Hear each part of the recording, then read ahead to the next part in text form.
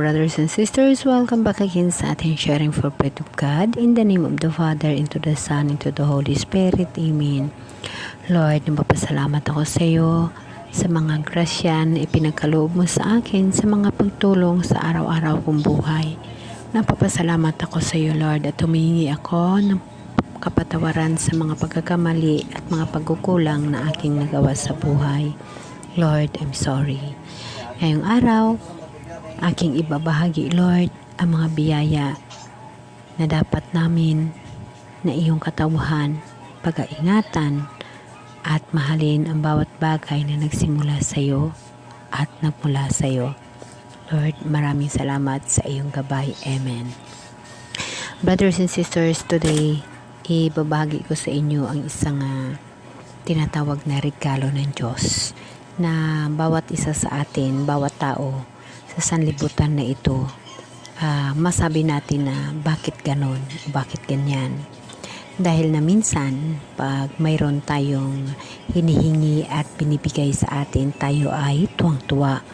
At mayroon din tayong mga kapatid na minsan ang hinihingi nila ay hindi maibibigay dahil hindi pa tama ang panahon, kaya nagtatampo. No? Maraming mga sinasabi. Minsan nagtatampo sa ating mahal na Diyos. Minsan naiinggit sa mga tao na kung saan mayroong mga biyaya na ganon. Alam mo ba, brothers and sisters, na hindi dapat tayo maiinggit sa mga biyaya ng ating kapwa dahil na ang biyaya niya ay para sa kanya at ang biyaya mo ay para sa iyo. Ganon, kapatid, kung ano ang iregalo ng mahal na Diyos sa iyo yun, walang labis, walang kulang. At kung anong iregalo ng mahal na Diyos sa ating kapwa, ganon din yun. Yung kailangan na natin, manampalataya tayo at magtiwala sa Diyos kasi alam natin na ang lahat ng bagay sa mundo ay mula sa Diyos at ang lahat ng bagay, pag ating hingiin sa Kanya, ay Kanyang ibibigay pag nakita ng Diyos ng ating puso, ang ating isip ay talagang nanampalataya at nagtitiwala sa Kanya at umaasa sa Kanya. Brothers and sisters, lagi mong tandaan na pag ang Diyos ay kasama mo sa buhay, sapat na. Punong-puno ka na ng grasya sa araw-araw na lahat. Alam niyo ba, kapatid, nasa buhay ko bilang tao, aking hiningi sa mahal na Diyos. Ako ay nag-surrender sa mahal na Diyos ng aking puso at kaluluwa, ang aking buong pagkatao, lalong-lalo na ang tinatawag ng pagkontrol sa buhay ko. Dahil na alam mo ba, kapatid, na pag ako lamang ang pagkontrol sa sarili ko, hindi ko makakaya, hindi ko kaya. Pag wala ang kontrol ng mahal na Diyos sa buhay ko, wala ako. Talagang down na down ako, kapatid. Hindi ko alam kung ano mga dapat kong gagawin. Ngunit pinaubaya ko sa mahal na Diyos ang lahat sa buhay ko, ang step by step, lahat ng pagkontrol niya sa buhay ko ay ipinagkatiwala ko sa Kanya. Yes, nagkaroon ako ng mga pagkakamali, lalo pa may katigasan din ang ulo ko. Siyempre, tao lamang tayo. Minsan, gusto ko na mag-upload, gusto ko na magawa ng video, ngunit may mga tentasyon pa sa social media.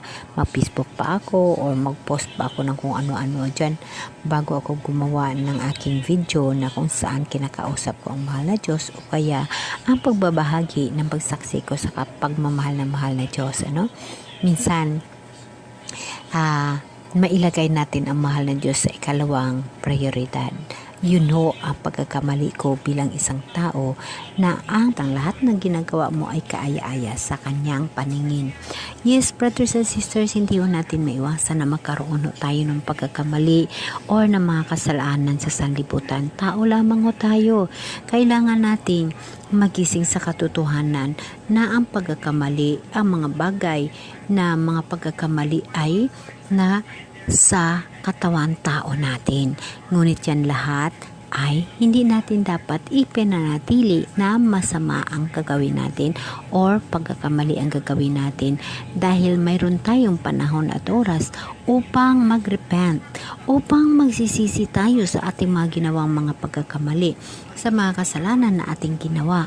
Kaagad, kahingi tayo ng tawad sa mahal na Diyos. Yes, brothers and sisters, inaamin ko, kahit malaki ang panampalataya ko sa mahal na Diyos, ang pagtitiwala ko sa mahal na Diyos ay buong buo. Ngunit bilang tao sa mundo, may pagkakamali tayo araw-araw. Ngunit lagi natin tatandaan sa oras ng gabi bago tayo magtulog, hingian natin ng tawad ang mga bagay na ating pagkakamali sa buong mag-araw. Pagka umaga sa pagising natin, magpasalamat tayo sa Kanya at tumingi ng gabay upang sa buong mag-araw na masunod natin ang ating obligasyon at makagawa tayo ng kaaya-aya sa Kanyang paningin. Kapatid, lagi mong tatandaan na pag gumingi tayo ng regalo sa Diyos o may hiningi tayo sa mahal na Diyos at ibinigay sa atin sa tamang panahon or sa exactly na ibinigay agad sa atin ng mahal na Diyos, dapat natin pasalamatan yun. Ibig sabihin, panahon na, talagang kailangan mo. Ngunit kapatid, pag mayroong mga bagay na hindi agad ibinigay ng mahal na Diyos sa iyong hinihingi, huwag ikaw magtampo. Kay ibig sabihin, hindi pa panahon. Lagi mong tatandaan, lagi nating tatandaan, mayroong mga bagay na nawawala sa atin, ng mga mahalagang bagay na kung minsan hindi natin matatanggap. Ngunit gumising ka kapatid, tatanggapin mo yun, dahil may mga bagay na mawawala sa atin dahil hindi yun para sa atin, or tatanggalin na yan ng mahal na Diyos kasi may ipapalit siya na mas mahalaga para sa atin. Kilala tayo ng mahal na Diyos, kilala ng Diyos ang Kanyang mga tupa, kilala ng Diyos ang bawat isa sa atin. Kaya lahat ng bagay na ayon sa Kanya para sa ating kabutihan ay Kanyang ginagawaan ng paraan. Kaya kapatid, dapat mong tatandaan na pag ang Diyos ang nagahikot sa puso natin, sa buhay natin, ang buhay natin ay step by step na nasa ayos. Bilang isang tao sa mundo na naniwala at nanampalataya sa mahal na Diyos, parang computer din tayo. Alam mo ba na pag ang Diyos ay magbigay ng computer sa buhay natin, step by step nasa ayos ang buhay natin. Pag ang puso natin makikita ng Diyos na nanampalataya at nagtiwala tayo sa Kanya at siya lamang ang ating inaasahan, sigurado na sa computer ng buhay natin ay hawak ng Diyos, kontrolado ng Diyos. Ang buhay ng tao parang computer lamang. Pag ang Diyos ang ating ikabubuhay sa ating buhay, lagi mo tandaan kapatid na pag mayroon tayong hinihingi at hindi pa maibigay, ibig sabihin hindi pa yung panahon para mapasa atin ang ating hinihingi. Dahil pag ang Diyos nasa puso mo at nanampalataya ka sa Kanya, lahat na bagay na hiningi natin at para sa atin or nauukol para sa atin, ibibigay yan ng mahal na Diyos. Kung hindi man lagi-lagi, mag-antay dahil ibig sabihin mayroon panahon na tama para sa atin. Huwag mong mamadaliin, kay baka yun pang ikapapahamak mo. Lagi mong isasabi sa mahal na Diyos na ang lahat ng kontrol sa buhay mo ay siya lamang ang nakakaalam.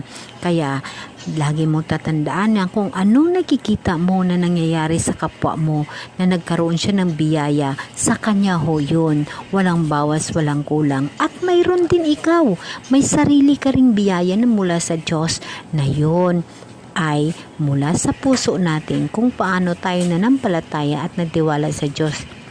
Ang lahat ng mga bagay na yan ay makakamtan natin. Again, brothers and sisters, lagi natin tatandaan, mag-antay tayo sa bawat regalo na ibibigay sa atin ng Diyos. Kay bawat isa sa atin, mayroon tayong regalo. May kanya-kanya tayong mga blessing mula sa mahal na Diyos.